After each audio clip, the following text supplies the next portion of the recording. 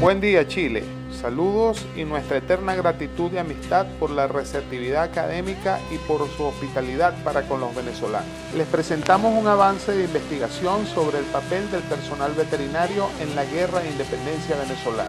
En la primera década del siglo XVIII se dieron en la entonces Capitanía General de Venezuela los primeros pasos para su emancipación. El primer movimiento de la independencia de España comenzó en 1810 y culminó un año después con la firma de la Declaración de la Independencia en Caracas por parte de diputados de las antiguas provincias de la Capitanía. En medio de estos acontecimientos, un revolucionario irlandés llamado William Burke, médico veterinario veterano de las guerras napoleónicas, se traslada a Caracas atraído por las ideas de Francisco de Miranda, en donde comienza a hacer encuentros políticos e ideológicos mientras escribe artículos y libros que apoyan la independencia hispanoamericana. El Congreso de Caracas de 1811 nombró la primera misión diplomática de la nueva República de Venezuela.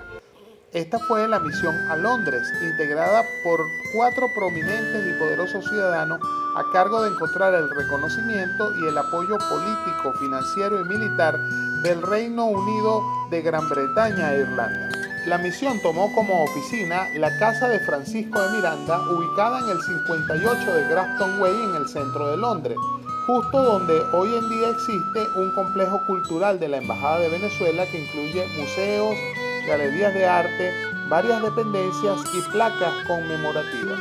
Una Venezuela independiente podría ofrecer a los mercados británicos en Europa y las Antillas de productos de alta demanda como cacao, azúcar, tabaco, carne seca o salada, cueros, ganado, caballos, mulas y burros, productos fuertemente controlados por España y que podían ser intercambiados por armas, pólvora, uniformes, barcos y otros ítems necesarios para completar el estatus de país soberano. Debido a dificultades políticas, obtener el apoyo británico no fue fácil para los venezolanos. Bolívar y Miranda retornaron a Caracas sin respuesta y dejaron a Bello y a López Méndez en Londres como agentes del gobierno de Venezuela. A su regreso, en 1812, Miranda y Bolívar fueron comisionados como los jefes militares en Venezuela. Las hostilidades comenzaron cuando el rey Fernando VII de España, depuesto por los franceses, fue restablecido en el trono y envió una armada expedicionaria comandada por Pablo Oriño a Venezuela para controlar la situación insurreccional. En 1813, Bolívar invade Venezuela desde la Nueva Granada y declara la creación de la Segunda República.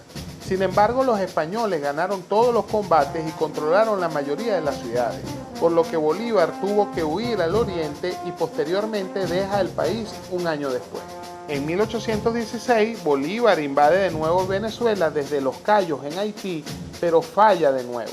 En 1817, Bolívar decide unir su ejército a los rebeldes del oriente venezolano y toma Angostura para establecer la Tercera República, la cual finalizó en 1830 y que incluye la participación de Venezuela en la llamada Gran Colombia entre 1819 y 1830.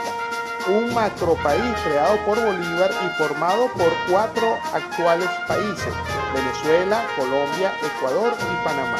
Sin embargo, la sostenibilidad de esta Tercera República fue frágil debido a que el Ejército Revolucionario Venezolano solo era una milicia y guerrilla irregular. Estaba conformada por grupos desordenados de indígenas, antiguos esclavos, granjeros y personas sin ningún entrenamiento militar y a veces armados solo con una vieja lanza o con un machete, peleando contra el ejército español regular, entrenado y bien armado. Es por esta razón que Bolívar ordenó a López Méndez iniciar en 1817 un proceso de reclutamiento de soldados en Londres. Algunas firmas mercantiles de Londres proveyeron de los materiales y los créditos para completar el reclutamiento y la preparación de los soldados. Estos créditos fueron pagados con envíos de ganado, carne y mulas hechos por el gobierno de Venezuela a través de sus agentes en las Indias Británicas Occidentales, principalmente Trinidad. La Legión extranjera de Simón Bolívar comienza con un proceso de reclutamiento y negociación llevado a cabo en la casa de Miranda en Londres por Luis López Méndez, quien operaba como embajador no oficial de Venezuela en el Reino de Gran Bretaña. López Méndez pudo reclutar varios oficiales superiores, oficiales no comisionados, oficiales de Estado Mayor, soldados y personal de apoyo de muchas partes de Europa, principalmente ingleses, escoceses, irlandeses, hanoverianos, prusianos, suecos, franceses e italianos, la mayoría de ellos veteranos de las guerras napoleónicas con experiencia de combate, quienes organizaron al menos 8 regimientos de infantería y caballería.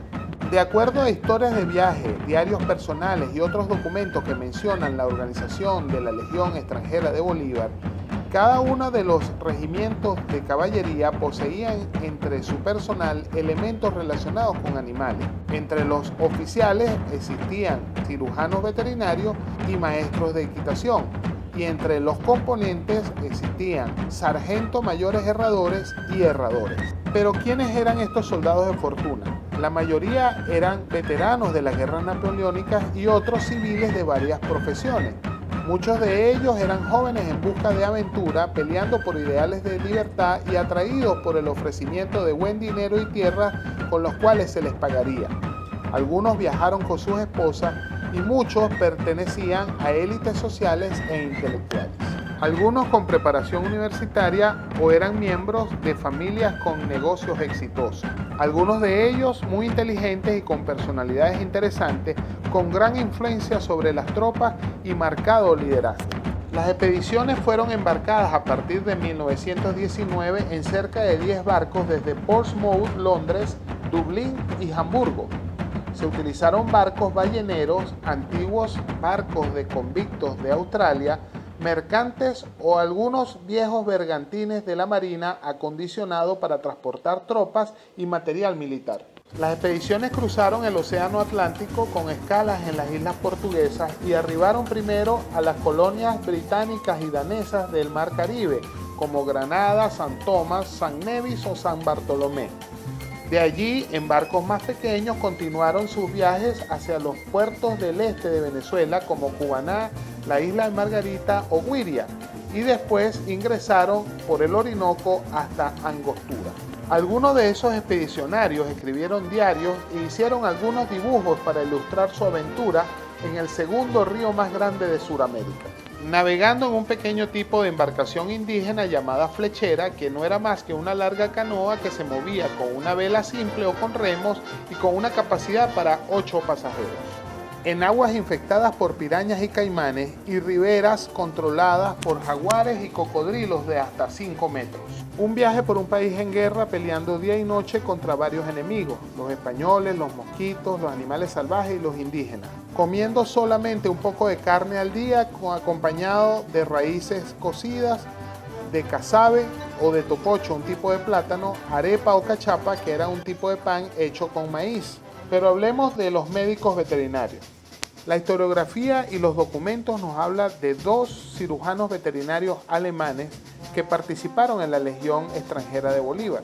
El primero de ellos, Otto Philipp Braun, un importante oficial y comandante del ejército de Bolívar.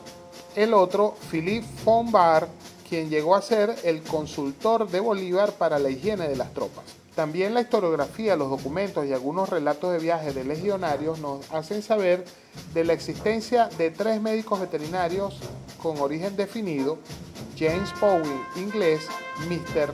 Ferret, irlandés; y Edward H., escocés, y uno de ellos de origen desconocido, William Blake, y otro en el cual no se tiene mayor conocimiento y solo sus iniciales, A.B. Powys murió tempranamente en Angostura, aparentemente de malaria. Seguimos buscando a otros de estos profesionales. Las responsabilidades de estos profesionales incluían la selección y cuidado de animales necesarios para la caballería y la artillería, así como la inspección de los animales que iban a ser destinados al consumo por las tropas. También hemos identificado a los 4 maestros de equitación originales, así como a varios herradores. Sobre ello podemos decir que los documentos reportan que en el calor de algunas batallas, los herradores y los maestros de equitación, armados con sus propios kits, también atendieron la salud de caballos y en ausencia de personal apropiado atendieron también casos humanos. Como dato curioso podemos decir que el herrador George Cooley murió ahogado en el río Orinoco cuando en una tarde estaba tomando un baño cerca de una flechera y fue sorprendido por un caimán. En el escape él cayó y su cabeza golpeó contra una roca debajo del agua, perdió la conciencia y se ahogó en la profundidad. Los rescatadores no pudieron encontrar su cuerpo sino al día siguiente, el cual estaba intacto. También es importante destacar algunos hechos. Los oficiales de caballería de la Legión Extranjera de Bolívar, incluyendo por supuesto los médicos veterinarios, modernizaron y optimizaron el uso del caballo como instrumento de guerra en el ejército patriota, introduciendo los arneses, los aparejos y los armones para el transporte de la artillería, los cuales hasta ese momento no existían en Venezuela. Antes de la llegada de los legionarios, los soldados patriotas cargaban grandes pesos amarrados a la cola de caballos y mulas. Algunos legionarios al finalizar sus comisiones se relacionaron con la ganadería, unos convirtiéndose en mercaderes de ganado en las Antillas, como el inglés Richard Bowell, y otros haciéndose prominentes hacendados y rancheros, como el escocés Francis Burdett O'Connor. Esto porque muchos de ellos recibieron grandes porciones de terreno o rebaños de ganado como pago a su servicio, de acuerdo a la ley de haberes militares promulgadas por Bolívar en 1817. Muchos de los legionarios se casaron en Sudamérica, fundaron familias y nunca retornaron a sus países de origen. En todo caso, su conocimiento y cultura permeó hacia la población rural y contribuyó a mejorar la ganadería y a conformar lo que hoy en día conocemos como los llaneros, los habitantes criollos de los llanos colombo-venezolanos responsables de los vastos hatos de ganado. Por otro lado, la presencia de la Legión Extranjera de Bolívar en el escenario de la independencia de Venezuela aumentó la calidad, el apresto y la efectividad de las tropas, mejorando su habilidad para confrontar el poderoso ejército español y eventualmente llevarlos a ganar la guerra, lo que en definitiva llevaría al fortalecimiento del proyecto bolivariano de la Gran Colombia y la consolidación de la República. Gloria eterna a la Legión Extranjera de Simón Bolívar y a sus médicos veterinarios. Mil gracias, Chile.